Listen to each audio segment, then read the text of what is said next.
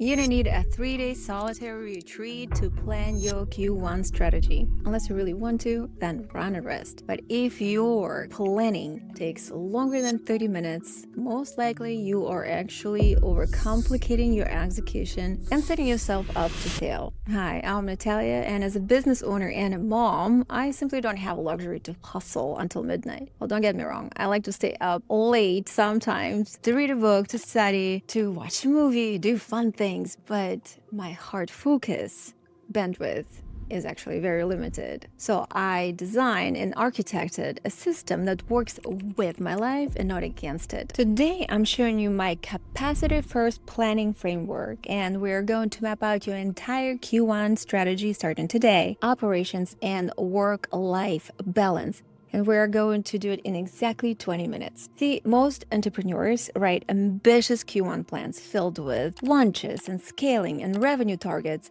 But by February 15, 92% of them have failed. Why?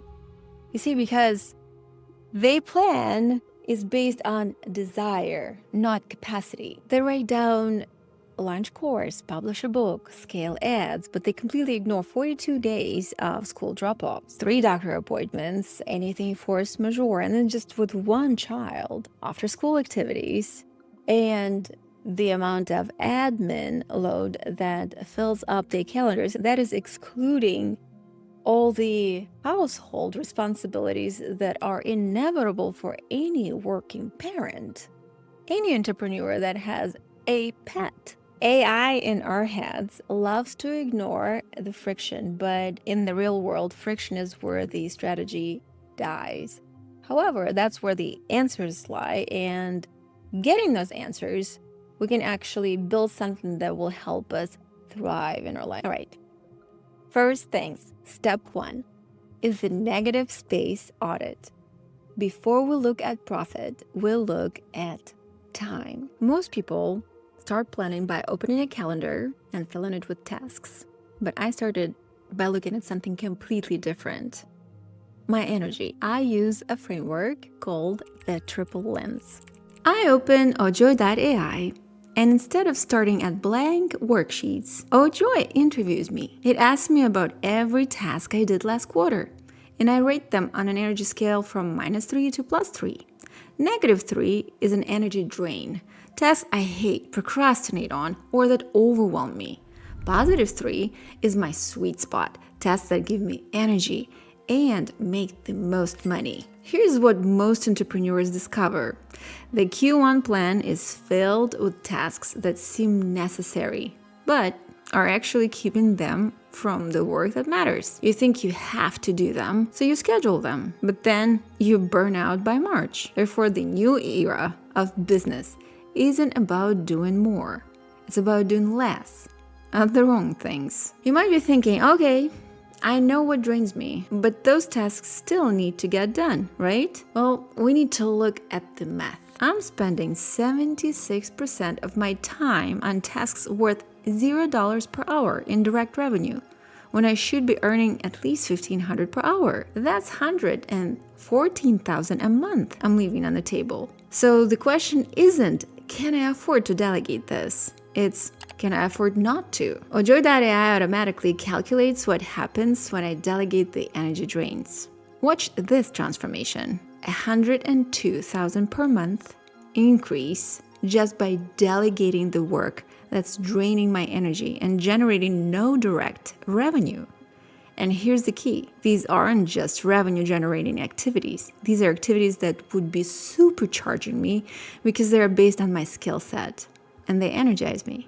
So you've identified your energy drains and calculated the opportunity cost, but how do you actually turn that into a Q1 plan in just 20 minutes? I follow a simple 3-step rule based on the 4 quadrants of my analysis. First, I delete or at least minimize the energy drains, the tasks in the quadrant 4 that have a low income revenue and low energy. Second, I delegate the golden cuffs, the tasks in quadrant 3 that need to get done, but not by me. Most people struggle to find time for strategic work, and I get it.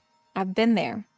for too long to admit, to be comfortable to admit it. I get the feeling of feeling like you're behind, like you are so overwhelmed because everything feels urgent, everything at the same time. Like the things had to be done yesterday and you're already behind, but the year just started. So I get the feeling, and I reached a point in my life, in life and work, because it is correlated no matter how much you try to compartmentalize it, where it became unbearable and I had to change something, and I have.